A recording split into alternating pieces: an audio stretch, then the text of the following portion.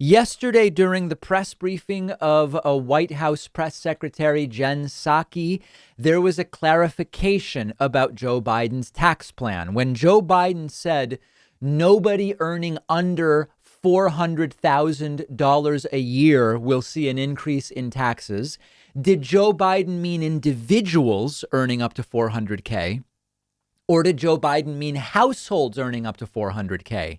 During yesterday's press briefing, Jen Psaki clarified that it means households. That is different than $400,000 per person. It's $400,000 per household. And within moments on Fox News, right-wing host Charles Payne, as well as Republican Senator Chuck Grassley, were saying, look, we told you Joe Biden is coming for middle income people. Take a look at this clip. So then what if we go the exact opposite way? We know taxes were promised and elections have consequences, but I don't think anyone thought that President Biden was talking about a household making $400,000. I always tell people, Senator, be careful when you pick up your torch and your pitchforks. Sooner or later, you might end up in front of your own house. The middle income people of this country are smart enough to know that when they hear a politician or even the president of the United States say that only high income people, the very wealthiest, are going to pay the tax, they know better. If you go there, you're going to eventually end up paying taxing middle income people. So there are two relevant parts here. First is $400,000 as a household income, is that middle income? That's the first question.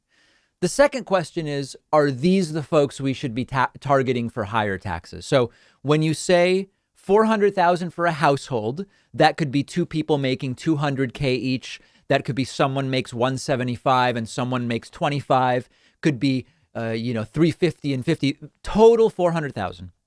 That puts you in the top 2% of households in the United States. So by definition, you're not in the middle if you're in the top 2%. Now, you could say, well, you're in the middle, like, anything that goes down to the second percentile and up to the 98th counts as middle. And then you've got 2% of people that are poor and 2% of people that are rich. I don't think most people would imagine that the meat of the curve is the middle 98%, for example, or the middle 96%. By definition, if you're in the top 2%, you're not in the middle income. Now, you can go and look at this for yourself. If you go to dqydj.com, you can type in any household income. If you type in 400,000, for example, you will see you're in the 98th percentile. The top, to get into the top 2%, this is 2019 data. To get into the top 2%, you had to make, as a household, $387,000. It's a little higher now, probably because of inflation. It's right around $400,000 a year, puts you in the top 2%. Now, the second part is actually more interesting to me. You can, they're just wrong that 400K is middle income. You're in the top 2%. The more interesting part is you can absolutely make the case that we should be targeting not people who as individuals might only make $200,000 as part of a $400,000 household. You should be looking at people that are making $5 million a year, $20 million a year, $200 million a year, the billionaires, that there's so much more meat on the bone there that you shouldn't even include $400,000 households right now. Now, that is a valid argument in the sense that you're not denying reality.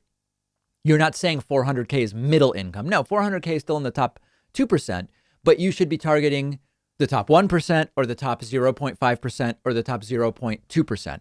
$400,000 is a lot of money in any city, but $400,000 in Manhattan with 3 kids is nowhere near the same as $400,000 as a couple with no kids in Alabama. So you just open this up to more debate potentially. If you make this about 10 million a year and up or 20 million a year and up, there's no debate in any city. Maybe if you have 1,000 kids, right? But in any city with 1, 2, 3, 4 kids, that's a ton of money anywhere. Maybe you start there. And that is a different discussion and one that certainly could be had. But there's no way to say Biden's coming for the middle class by starting tax increases at $400,000. It's just look at a bell curve. It's not the case. And by the way, there's one other hypocrisy here. Charles Payne and Chuck Grassley talking about middle income people making $400,000, but a $15 minimum wage is too much. That's just another level of how everything is just political posturing. None of this is honest, or they're really that dumb. You decide which it is. I think that they're not honest. We'll have more coverage of this on our Instagram at David Pakman Show, and find my latest pastry haul by following me on Instagram at david.pakman. Today's show is sponsored by an excellent audiobook called Takeover: How a Conservative Student Club Captured the Supreme Court. This is the latest audiobook from Noah Feldman. It just came out, and Feldman actually narrates the audiobook himself. Noah Feldman, of course, is a Harvard law professor and constitutional scholar.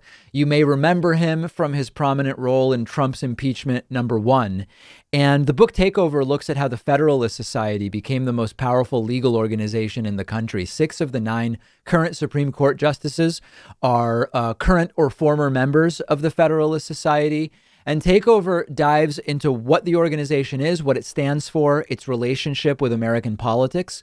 The Federalist Society is an organization anyone in my audience should be aware of, and the audiobook has a ton of excellent insight into it and the role it plays. I really enjoyed listening to the audiobook. I think anybody in my audience would as well. So grab Takeover by Noah Feldman. The audiobook is just $4.99, and you can get it at davidpakman.com/takeover or wherever you buy audiobooks.